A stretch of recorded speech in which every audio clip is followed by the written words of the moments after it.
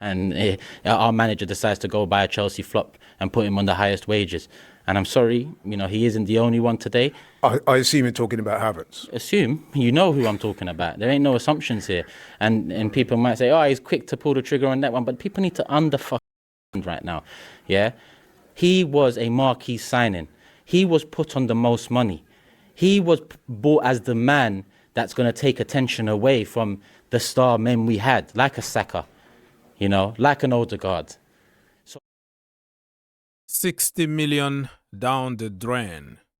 Let's be honest. Kai Havertz been Moment FC at Arsenal.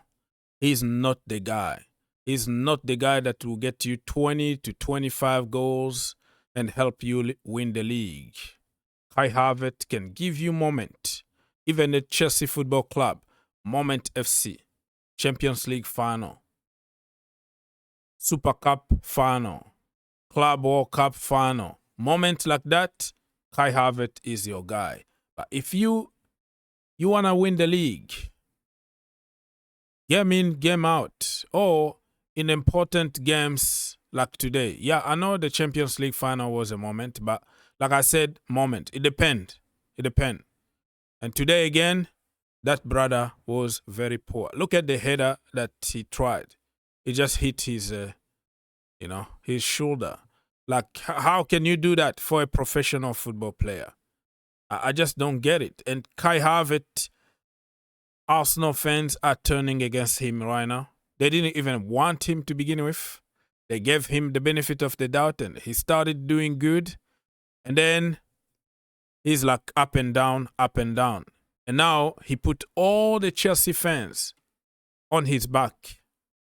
Now Chelsea fans really hate him, because even the few people who didn't really hate him, even when he left to Arsenal, I know many Chelsea fans, they didn't want to disrespect him because of the Champions League, because of other trophies that he won with Chelsea.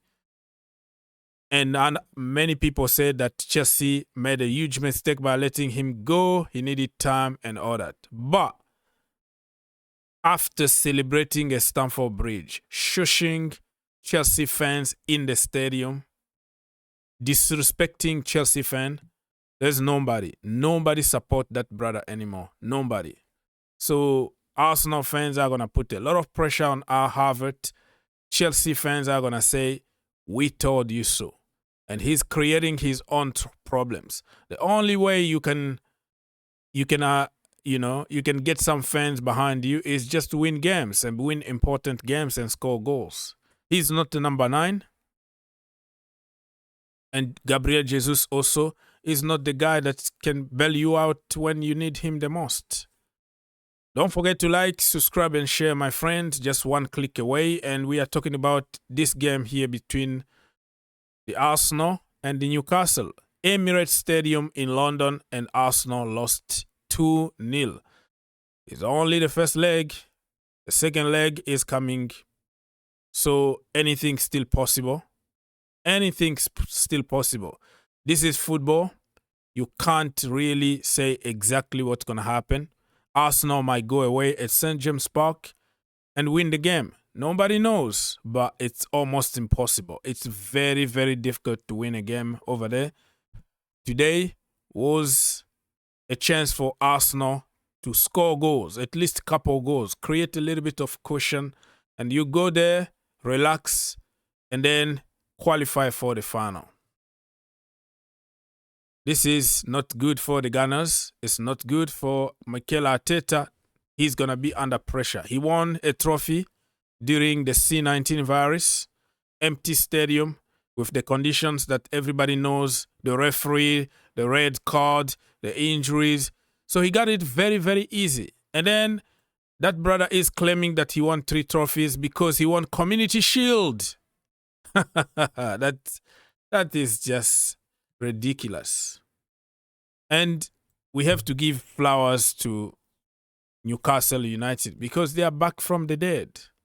I remember at the beginning of the season where many fans, even Newcastle fans, wanted Eddie Howe out because how poor they were.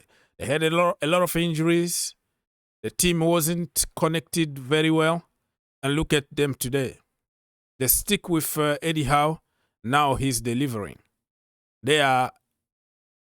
Every team in the country is afraid of Newcastle right now.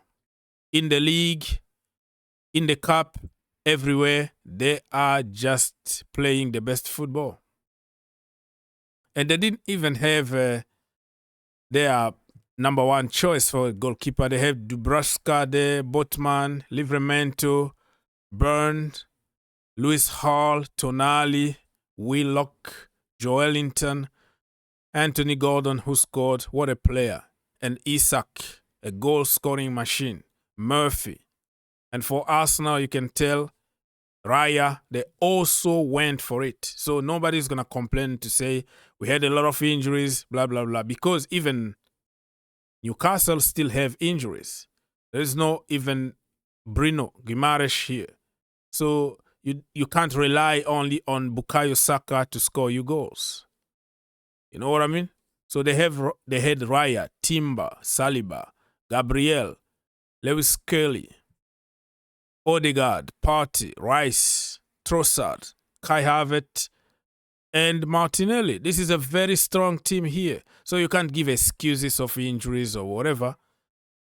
You have just to fight.